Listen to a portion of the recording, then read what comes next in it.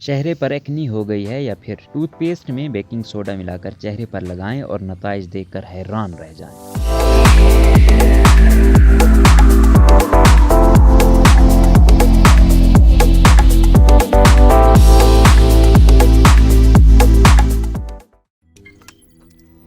रोजनामा कुदरत की वीडियो देखने के लिए अभी YouTube चैनल पर सब्सक्राइब करें और बेल आइकन पर भी क्लिक करें।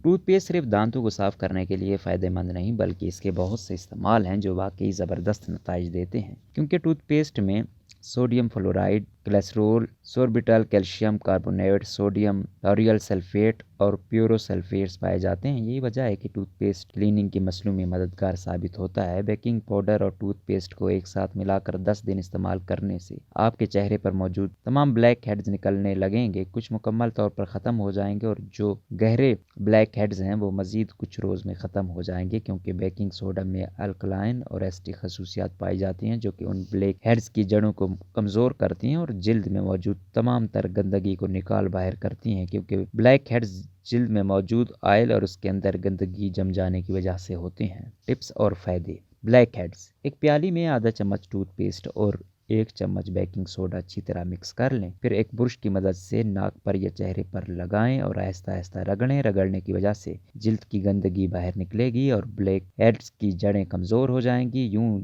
जिल्द कुछ ही वक्त में नरम और मुलायम भी हो जाएगी और ब्लैक हेड्स भी कंट्रोल में आ जाएंगे। जिस्म के स्याह हिस्सों का रंग साफ करने का तरीका। जिस्म के स्याह हिस्सों का रंग साफ करने के लिए 1 चम्मच टूथपेस्ट और 1 चम्मच बेकिंग सोडा मिक्स करें और उसमें आधा नींबू का रस शामिल करें और 20 मिनट के लिए जिल्द पर लगाकर छोड़ दें। फिर सादे पानी से धो लें और इस टिप से उन स्याह हिस्सों की रंगत जल्द ही साफ हो जाएगी। एक्नी। अगर आपको एक्नी के मसाइल ज़्यादा रहते हैं तो आधा चम्मच टूथपेस्ट, आधा चम्मच बेकिंग पाउडर और 1 चम्मच पुदीने का पानी मिक्स कर लें और इसको एक्नी पर लगाएं। इससे जिल्द पर मौजूद एक्नी कंट्रोल हो जाएगी।